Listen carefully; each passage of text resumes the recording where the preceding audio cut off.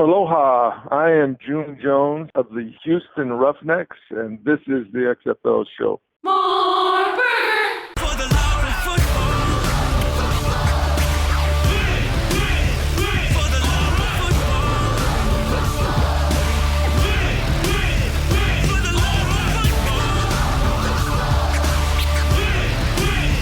For the love of football. Let's go. If you smell what the XFL is cooking. Welcome, football fans. This is For the Love of Football. This is the road to 2023, and this is the XFL Show. I'm Alan. I'm Vince. And I'm Bryant. And on this week's show, we're back together with our good, long-time, close, personal, dear friend Vince to talk about whatever, because the XFL is going to kick off in 2023, whatever. And this is episode 187. Balls are important, Bryant. Balls. Whenever? Balls are going to be the topic of today's show. Courtesy of Jamar Chase. They will be a big part of this show. I know that. How you guys doing, Vince? It's good to see you.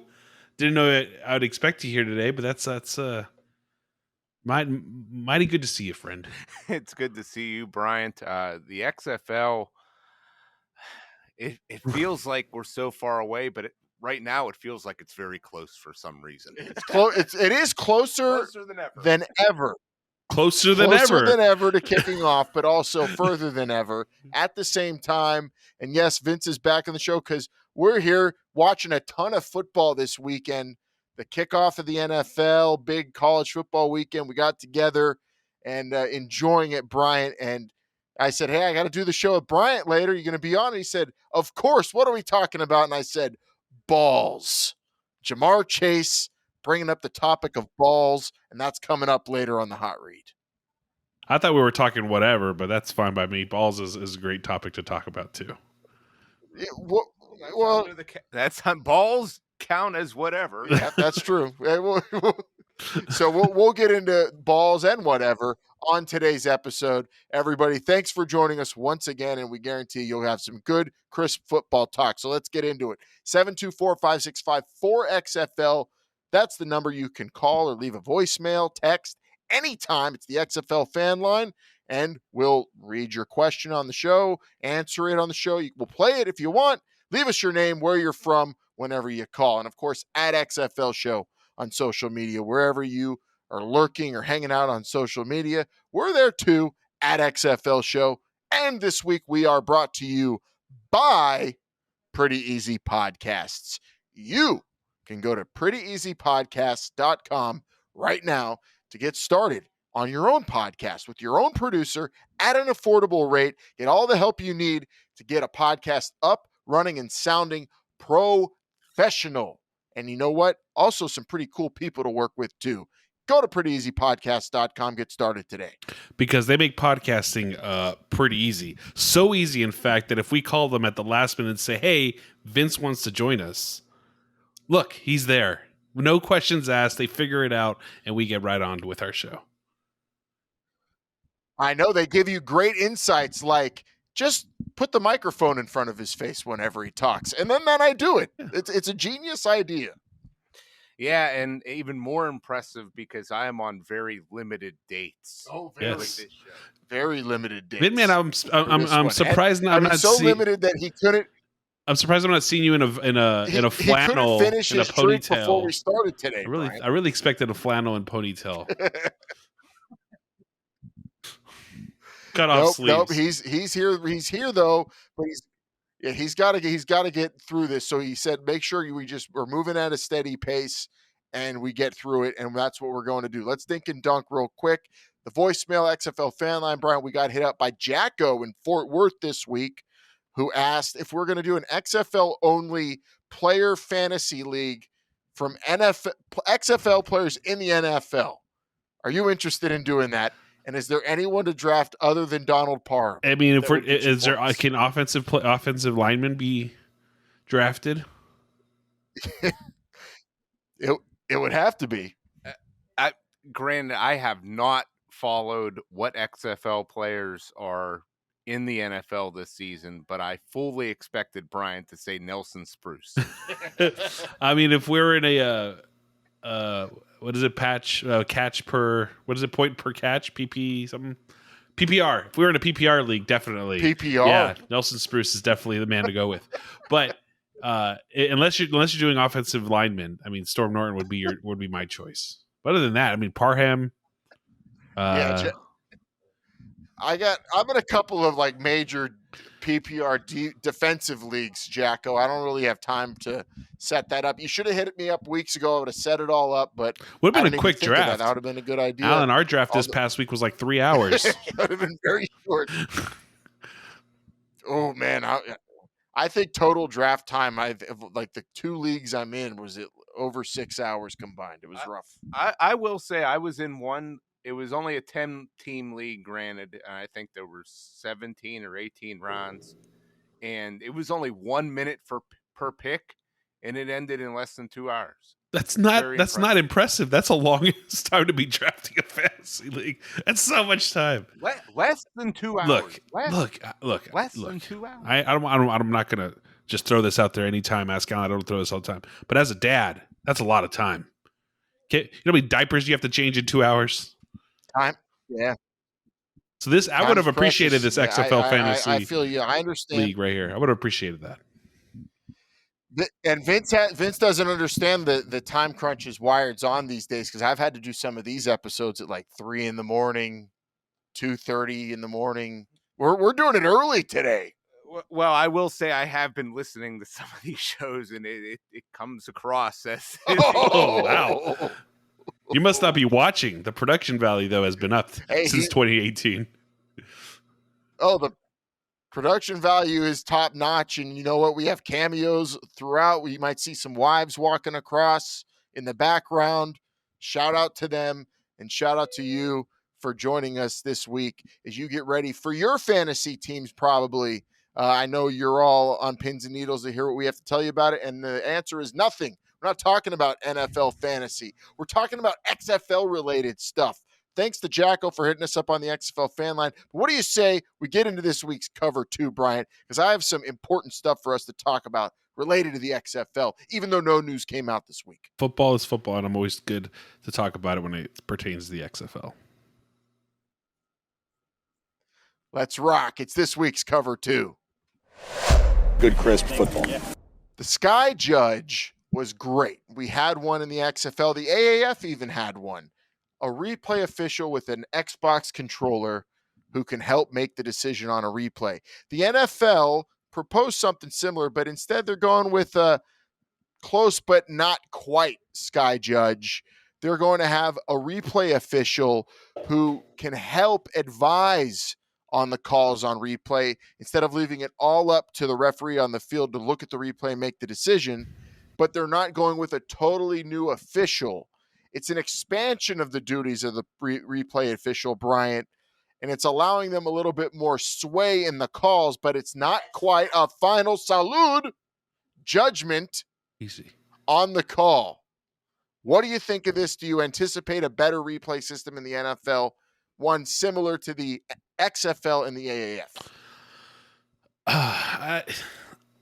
I feel like it's a little awkward because the NFL is the only league that really has a non-centralized review system.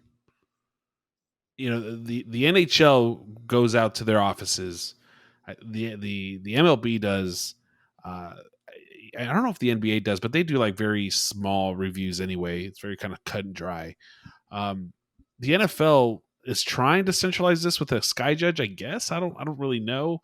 It just sounds like an S show, if you ask me. But it's not central. They're an advisor, and they're also allowed to like give their input to the referee. Yeah, that means you have 16 men or women. Here's the view. No, you have 16 men or women who are helping these judges who have completely different opinions of what is a catch or not a catch, what is a fumble.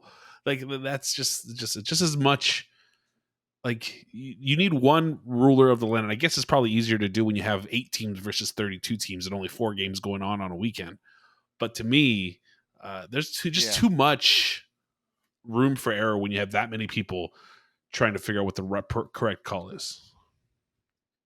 So you wouldn't even want a sky judge in the stadium then making the call. You want like New York or the main office to have a replay person doing it for all the games. Yeah, I think that I think you need for a league the size of the NFL and how important some of these calls are. I think you would need something like that, definitely, because you have too many opinions. I don't know about what do you think of that? An MLB style or NHL style replay official? It shouldn't be necessary. I mean, just have somebody at the stadium that's watching the game and can make the call quickly. Well, that's what the XFL did. It seemed to work fine. Yeah, but that was only 4 like people at doing the stadium that. There was, replay okay, I mean, that's fine, but there was only 4 people doing it, so it kind of kept things centralized, right? You only had 4 games to monitor at one time or one weekend. In the NFL, you would need 16 people to do that. That's a lot of people to kind of keep in line with the same amount of same rules. Well, if you have a lot of resources as the NFL does, it doesn't seem that hard. You can't. I mean, you can't get 16 people in a room and have them all agree. You can never do that. It's impossible. I'm going to show the 16 people that I'm going to have do this job, and I guarantee you that most of the time, 15 are going to say something. One's going to say no. That's not a catch. It's just the way it is because you have that many people. Also, at the end of the day, that's what the NFL wants. You don't want it to be obvious. You don't want it to be clear cut. Controversy creates cash. That's exactly what they want. They want murkiness in these calls. It doesn't drive people away. It drives, enthusiasm, emotions, debate amongst people. On Monday morning, they want people debating whether it was the right call or not. They don't want, all this obvious. They don't want any of that. I think what all this is leading up to is arguments among officials. This is it between the replay guy now who can sit up there and argue with the on-field saying, no, I'm telling you, he didn't catch us. And the guy says, no, that's not what I'm seeing. Yeah, that's true. Then who's the ruler of the land? Where are we at? Who makes the final call? The referee on the field will have the ultimate call. So the referee watching it on an iPad has the final call versus the guy who has the entire technology and a setup probably like this behind me to watch the replays. That can't make the final call. This is the referee making the final call on the field. Xbox controller. That's what I'm saying. You got to have just the person in the booth, in the field, in the stadium. Just like in the XFL, that was perfect. That made sense. I don't like it having it remotely at some corporate office. That's just feels too sanitary and corporate and they're not involved in any of the emotion of the game. The person should be at the stadium. Because all the NFL cares about is the passion and the emotion that goes on the football field. That's what they really care about. If they want to get the call right and have a person who is actually paying attention to it, because also the person who's at the centralized location, are they paying attention to every part of the game? Are they?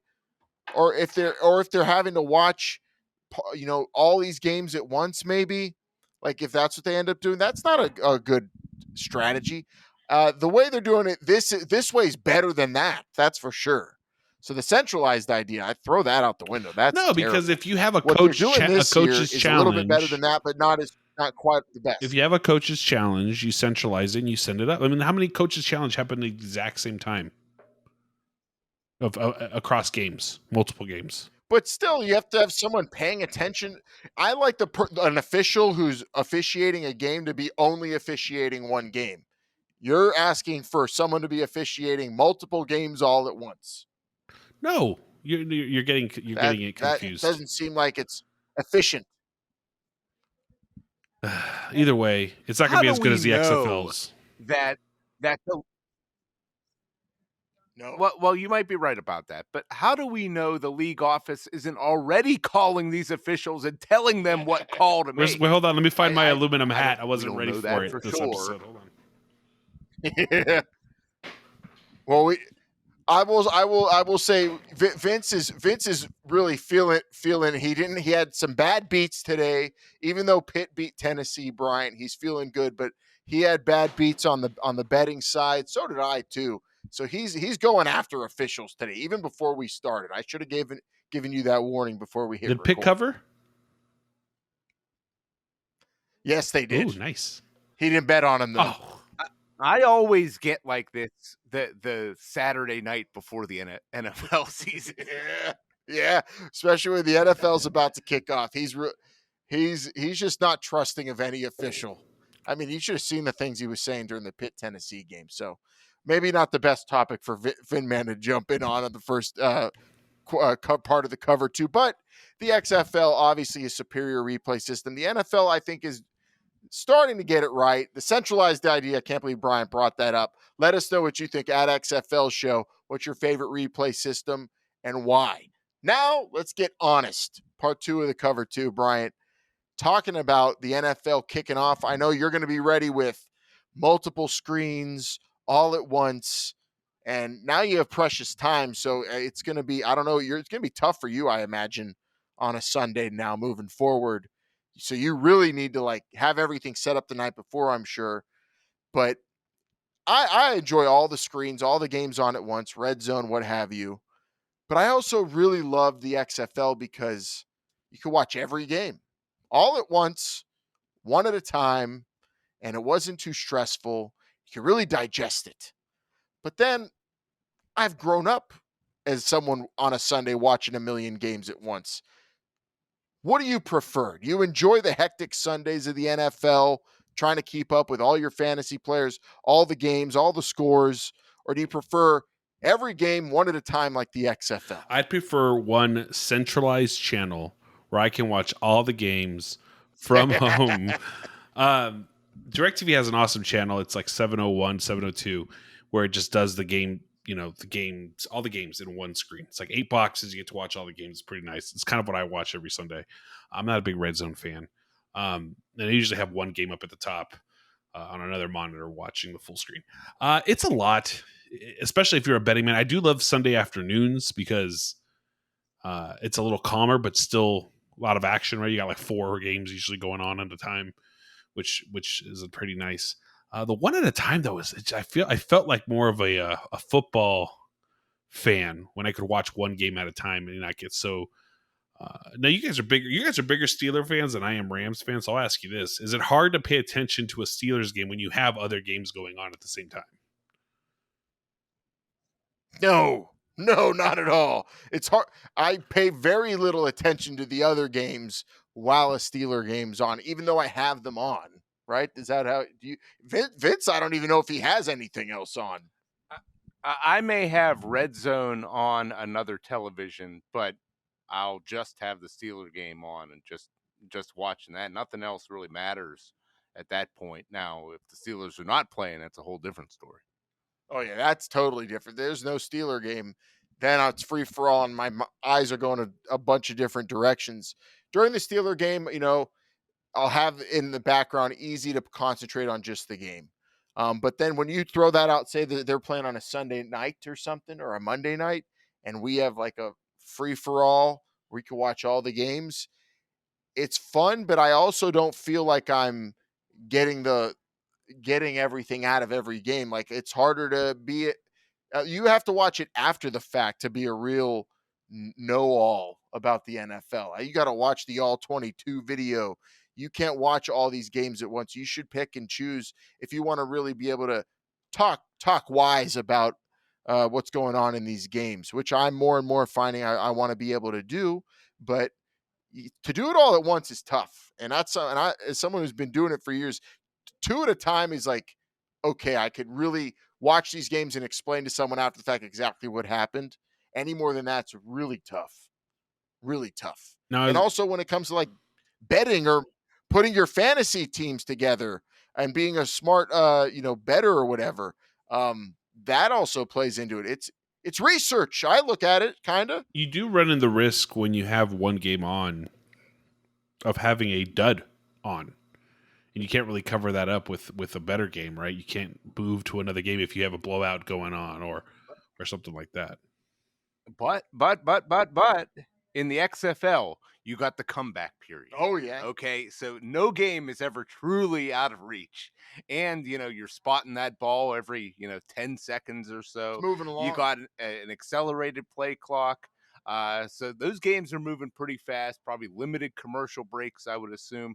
Games are going to be completed in under 2 hours, which I don't think they quite did that, but they were still faster than your regular NFL game.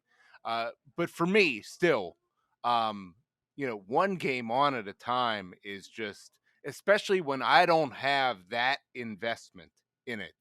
I prefer the chaos of just as many possible games that you could put on at one time. On a college Saturday, I'm doing 6 games at one time. And I feel like I'm getting a good amount of information out of all that. Now, I will say, if there's one game out there, a big primetime game, a game that is, something you have to see, absolutely, I like that to be standing on itself. But that, especially in the regular season, extremely rare. Except this week, football team and Chargers, obviously. That's the big one. Everyone's going to be watching. When is that? Is that at 4:00? I think it's a 1 o'clock. Chargers have to go cross country, play at 10 a.m. their time. I think that's how that's working. Big game. Yeah, well, yeah, you're right. And it goes into how are you watching? Your Heisman this year, pick just threw a lot pick of people, six, by the way. Which Heisman pick? That's Slovis. enough. Keep going. Which Heisman? The man who picks multiple the man who picks multiple MVPs picks multiple Heismans. Go figure. I picked Phil Jerkovic as my Heisman on what show? I don't know. It depends which show you're talking about. That's also. But see, I can do it. I can do a show and watch a football game at the same time. It's easy to do these types of things. To watch multiple things at one time. Yeah, but can you do it though after sneaking out some of the Johnny Walker Blue you weren't supposed to be drinking for earlier? That's the other tough thing. No, but watching these games this year is going to be different for a lot of people too, because you want to watch the research and know how you're going to bet, and you're going to be able to bet for a lot of people in some states are going to be able to bet for the first time this year. You want to watch one game at a time to really know those teams, or do you want to watch multiple at once? What's a better strategy? I don't know. Well, I'll say this, I mean, if you're looking at it from the league standpoint, from the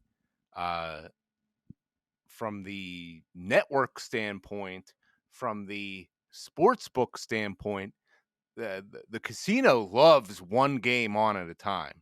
They can't get enough of that because they know if there's only one game on, everybody's going to be watching that game, and they can't but help themselves. They can't help themselves but to bet on that particular game. If there's one game on and they're going to watch it, they are going to bet it. So the casino absolutely loves that. I don't know. You would think that, the network would want as many hours of content as they possibly can fill. You would think that would be a larger television contract, even though the XFL didn't necessarily have that. But you would think that they would just want, okay, we're good. We want to fill, especially in those lean times, in April or May, where they want to fill that content in the afternoon on a Saturday or something, that they're going to want one game on at a time. From the network standpoint, that's what they're looking for. Now, whether the game's a dud or not, like Brian said, they don't really have a ton of control over that. But I feel like at the end of the day, from the network, especially when you only have 8 teams, they're going to just keep it with the one at a time. But I'll tell you this, give me all games on at one time. I just can't get enough. I will say this. I'm more of a fan of that with the XFL. I did say this, that I want my Sunday consumed with football. I want my Sundays consumed with football. After going through a college football season and an NFL season, you get that break once, for around Christmas time when college football kind of takes its hiatus. It's kind of nice to get my Saturdays back. Whenever the XFL comes back, I want my Saturdays to kind of remain intact. So having one game at night or in the day would be great. And then just fill my Sundays with football. Morning, afternoon, PM. I'm totally fine with that. Throw as many games as you want, but keep them on Sundays. Leave my Saturdays alone. Having 2 full days of football continuing is a lot. So you think like a Saturday primetime game and then a Sunday triple header would be cool for That's you? what I always said when the XFL was putting their schedule together last time around. I said do 1 Saturday game and do 3 Sunday games. That's what we're used to as football fans. We are used to a 1 p.m. You guys are used to a 1 p.m. game, to a 4 p.m. game, and then an evening game. That's what we are all used to. We sit down and that's what our Sundays are. So why not continue that in the XFL? But do we like it? Yes. But do we like that? Do you not watch football all day long? I don't do anything else. I go check on the brisket every couple times. And you have people who have the tri-tip. Fridays are dedicated to like going out or something or whatever your tradition is. The high school game or going out to dinner with your spouse or whatever. Saturdays are for the boys. Saturdays are for the boys, as they say, or for whatever you're doing. For the dads. A Saturday primetime game, I'm all for, or an afternoon game if you want to throw the network a bone. But then Sunday, you probably get more trending, greater numbers. Probably if it's just all on one day and you're just taking over that day in the sports world. But is it tougher to do for a league like the XFL come the springtime? When you talk about competition and whatnot, I don't think so. I think competition. Don't give me this competition BS again. Yeah. Why do we always talk competition when Vince is on the show? I don't give a crap about the Masters being on. You think guys who watch golf also watch football all the time? Like, does it matter? Does it really matter? No, I don't. I think it would dominate. The U.S. Open finals are on tomorrow. It would dominate the conversation. How stupid is the U.S. Open final to go on the first day of the NFL season? You guys know the VMAs are on tomorrow? Isn't that always Who cares? Like, who cares about competition? No, I'm an adult. But the XFL would get tons of traction in numbers if it was all on one day, don't you think? Because it would just dominate that particular day. Yeah. And then you would get an actual feel for how am I doing with my numbers. It's us every Sunday, be consistent, right? We were getting fluctuated times as well. The XFL was taking air times as it could get it, right? Hey, put me on whenever you can. All right, ESPN, I'll be on at 9, even though Tampa plays at that game in LA on Sunday. Whatever, we'll figure it out. We'll take the air time. But if you can get something that's consistent throughout a full day, I think that would work. You might be onto something. I would like to see, the 3 games on Sunday, and then 1 game on Thursday, is what I would like to see. The big TV night Thursday. Is it enough to go up against, big sitcoms or something like that? I don't those know. Exist anymore? Everyone watch streams anyway or binges. I don't think you have to worry about that. All American, you still have to watch every week on the CW. But what I would like to Captain see, Planet. Spencer going to go next for his college team. I'll tell you something right now. The XFL would, be very grateful, I think, to get a Spencer James on one of their rosters. But we're also assuming that they're staying with 8 teams. I think the plan is more than 8. Yeah. But that's just me speculating. It does appear they are thinking big, as we've talked about the last few weeks, especially from the Redbird Capital side of things. But hey, either way, we get our Sunday here coming up. NFL kicking off, first Sunday of the year, going to be all consuming. Vince is now already looking at his green lines for tomorrow. He's getting the texts in. He's ready. And I'm ready now to talk about the big topic of the week. Well, yeah, hitting up old Carlos, make sure he's got the survivor pool correct. Go Niners, by the way. All right, Bryant, what do you say we get into balls? I'm ready to go deep. Let's go. It's this week's hot read.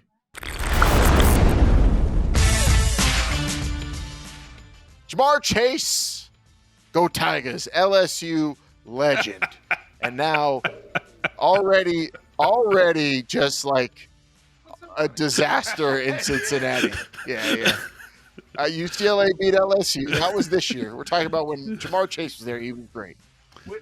UCLA is undefeated against LSU. Title, which I don't.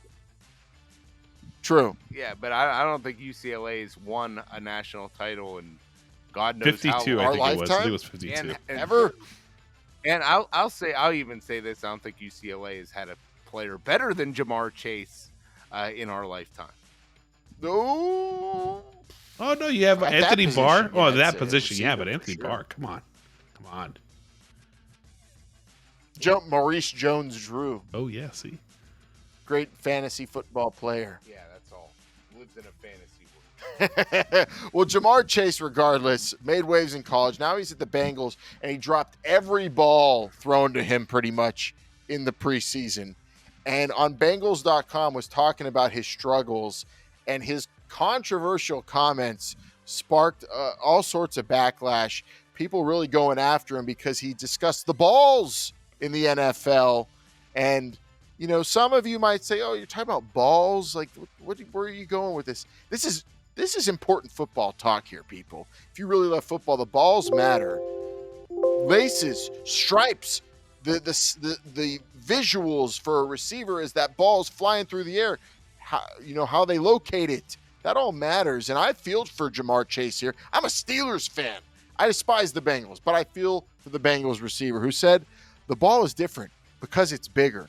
It doesn't have the white stripes on the side, so you can't see the ball coming from the tip point. So you actually have to look for the strings on the ball at the top, which is hard to see because the whole ball is brown and you have the 6 strings that are white. But for the most part, I just have to get used to it and find out what I'm comfortable with catching. It's a different ball. So he's saying I have to adjust what I'm comfortable with, and I understand that. And a lot of people went after him.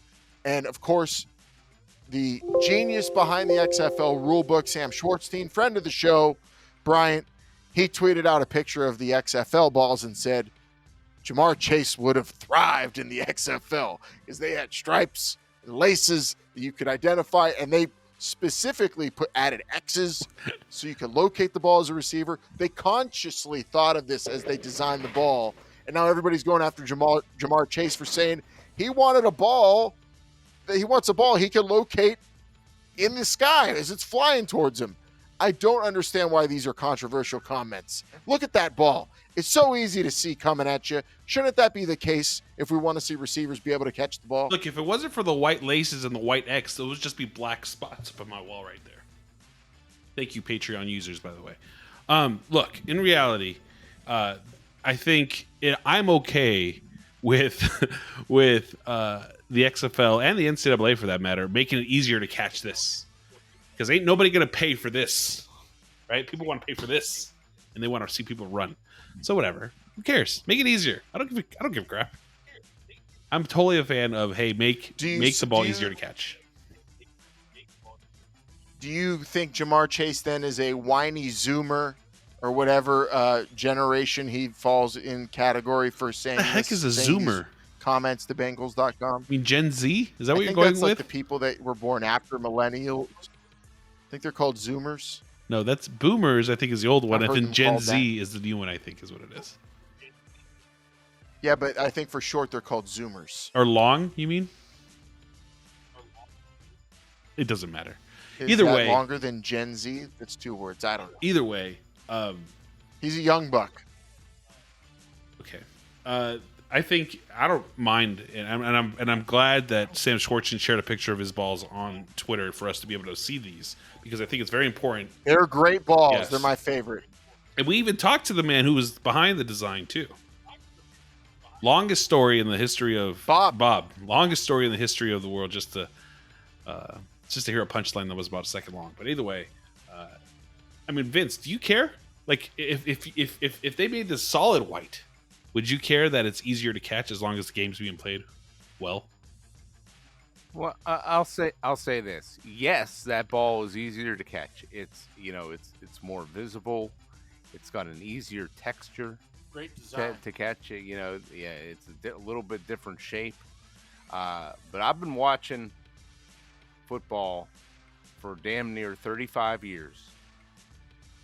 I've never once heard an NFL professional player who gets paid to play this game talk about, it's hard to see the ball and it's hard to catch and, it was easier and call. I mean, He's expressing his there's people emotions, in the NFL his who feelings. We're not in Well, the he's NFL being of the honest. 90s. We're not in the Well, NFL of the he's being 80s. honest, He's but- being honest. He's saying, hey, look, I can't see the damn thing. That's why I'm dropping it. I'm not nervous. Yeah. I don't have Well, but issues. Or is he making excuses? it sounds like he's making excuses because I've seen a whole lot of good players, people with not even as good ability as him, catch the ball repeatedly and not have to complain about anything. This is absolutely But ridiculous. have you not seen You don't players? see Tyler Have you Boyd. not seen players out there who were stars in the NCAAs all of a sudden can't catch a ball? Have you not seen this be a thing? People say it's the speed. Yeah, that yeah, the game when is the- played when fast. the Maybe brighter- after all this, it's just the fact that the ball is different, and that's why they can't catch it. Sam Schwartzstein and the XFL people, they saw something in that, and that's why they designed Yeah. the ball They differently. thought it was Well, I important think to make it maybe identifiable they had in the to air. because they knew they weren't going to have as good a players, so they had Exactly. to make the ball easier to catch. So would you care if they put a white marking on the ball so that we could see it coming at them and made players better? I wouldn't care. He's complaining. He's mad about the expressing the opinion about it or the complaining. Well, I think part. you're complete. I'll tell you this something right now. If I was a Bengals fan, I'd just be saying, "Shut up and catch the damn ball." And we got some other receivers on our roster that can do Unbelievable. that, so you should be able to do it too. Unbelievable.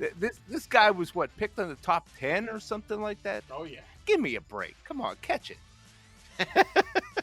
But his I like ability the has honesty. nothing I to do don't with see- the I'm not gonna go visibility. in- I think you're mixing the two validities. Yeah, that's true. The ability doesn't have What- anything to do with every- visibility.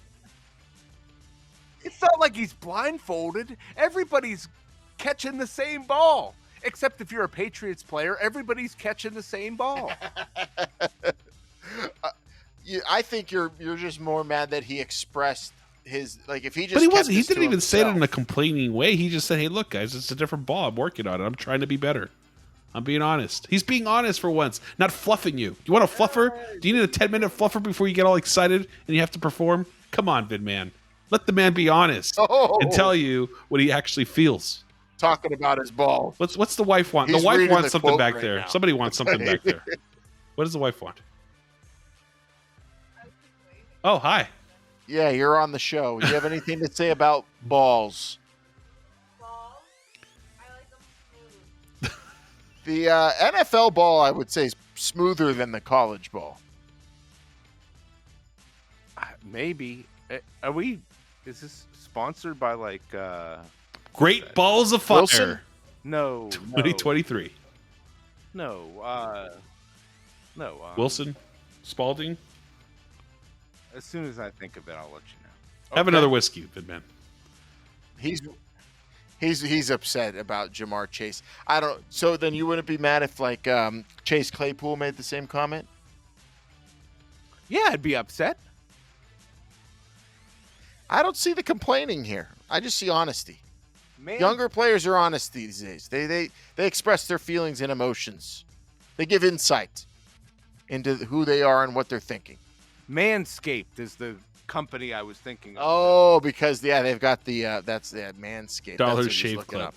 up. No, they don't. They sponsor a lot of podcasts, but not ours. Ours is sponsored by Pretty Easy Podcasts, and they can get you smooth, sounding smooth. If you're a podcaster, Nice. just go to prettyeasypodcast.com. Nice transition there, Alan. I look. I don't mind the honesty. I think the matter of fact in this, as it relates to the XFL, is simple: is that the XFL saw an opportunity. There's validity into having markings on this ball that make it easier for them to catch. And the XFL saw it. The XFL did it, and I am totally fine if the XFL continues it, because anything to make the game better on the field, quality of the play, I'm for. Yep. If anything, his And, comment if makes the this more XFL valid. Exactly. If a player's going to express that thought, it just proves that the XFL's idea behind what they did with their ball made sense and mattered.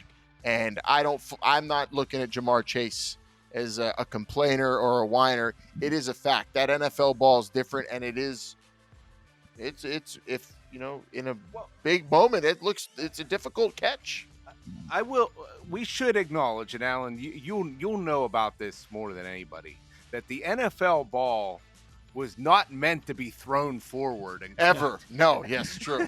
it was not meant to be caught. That's true. It was just So again, we're validating Jamar Chase's point here that he's being forced to be do this work that he's being paid for. He's being put all this pressure's put on him. They're asking him to catch a ball that was never meant to be thrown through the air ever anyway. Yeah, exactly. It's not meant to be thrown in the air. His preparation failed him for this ball, moment. and people are That's going not his after fault. him. The guy's been playing football is with like white markings on the football his entire life, and all of a sudden you're expecting him to not play with white markings. That's not his fault. He's adjusting. Give him a break. No, exactly. It's like if you had a bunch of ditch diggers and they were complaining that all they had to dig ditches with were spoons, and you said, you quit crying about it. They said, well, if it was just a little larger and had a wider base and maybe it was an actual shovel, I could do my job better. And you're saying, shut up and quit crying. Yeah. That's what you're saying. I was going to go, it's like using a hammer to tighten a bolt. It just don't make any sense. Exactly. So Jamar Chase, we feel you, and we're going to lobby for the NFL to adopt not only a sky judge. I think we got him to come around. Maybe the referees would make better plays if they can see the ball too, by the way. Yeah, exactly. The NFL needs a sky judge and colored tips, white tips. Pass interference could go down and if DBs could see when the ball's coming instead of just doing one of these. Oh my God, the data to support it. The XFL, when it comes back, is going to have all of the games played. And the data will accumulate, and the NFL will, of course, poach that as well, like they do a whole lot of other. Are the things, laces? Brian, but we learned a lot today on an NFL ball. They're white. They are white. So there are some white markings on the wall. Yes. But we learned a lot today or at least we just thought about things we never think of, like the NFL ball stupid when in this grand scheme of things, and it could be better, and it's all they're thinking about when it comes to the XFL. Football can be better. It can be smarter. A league can be put together that is more effective in giving everybody what they want. And I can't wait for 2023. And I appreciated this episode, Brian, a different kind of episode. But I'm ready for our first NFL Sunday, and I'm ready for more Vince to be on the show. Maybe. Yeah, no, we got to get those. We got to get those limited dates extended here a little bit. It's been a lot of fun. If we get Vinman on a Saturday night at 1:20 your time, I think that's just the best Vinman I've ever seen. Vidman After Dark should be a podcast. His favorite Vince episode. Vidman After Dark should be a thing. But either way, an extra Patreon episode come 2023. Well, either way, you can at least catch us. That's Alan and myself, and hopefully Vince sometimes right here every Sunday morning, right here on your favorite podcast app. That's Google Podcasts, Apple, TuneIn, Stitcher, wherever you get your podcast. Make sure you give us that 5-star review and tell your friends about us. If you got a question, comment, or topic you want us to cover, well, then text or call the XFL Fan Line 724-565-4XFL. Remember, standard text messaging rates do apply. Also, follow us on all social media platforms at XFL Show, Instagram, Twitter, Alan's favorite, Facebook, and one day TikTok. Who knows? Maybe we'll get some dances from Vinman as well on there. Or if you want to say hi and subscribe and watch us on YouTube at xfl.show, the official website of This Is the XFL Show. And don't forget to check out our sponsors, Pretty Easy Podcast. Go to prettyeasypodcast.com and get started today, because they make podcasting pretty easy. Yes, they sure do, because, I mean, what a simple process today's show was, Bryant. Just plopped on here after a long day of watching football and hanging out with Vince. And now plug we're here and with you play. Late night. That's what all the cool kids say. Plug and play. Yes, exactly. That's what the Pretty Easy Podcast does. This is a very simple process. Getting a show. The hard part was figuring out what we were going to talk about XFL wise, but thank God for Jamar Chase, and even more so Sam Schwartzstein and everybody at the XFL who created the greatest football ever conceived. Yeah, a football meant to be thrown forward. The first of its kind, just like this podcast. And everybody, we appreciate you for subscribing and telling your friends about the show And when they say, wait, they're still doing shows, you say, hell yes, they are. Each and every single week, we'll be here with you. Vince, we're about to get out of here. You got anything left to say to everybody until the next limited date we get you on? I'm not quite sure next time I'm going to be back on. We'll discuss that off air, but still just looking forward to 2023. Hopefully, the start of the XFL. I'm more excited than ever. And closer than ever. We don't do this too often, but I'll throw it out there. If you want to listen to Vince a little bit more in his football rants, check out the H2P podcast, a pretty easy podcast production. It's a lot of fun on that show as well. Can't wait for the day UCLA and Pitt play, by the way. Be a good day. Hail to Pitt. We were talking about that too. Yeah.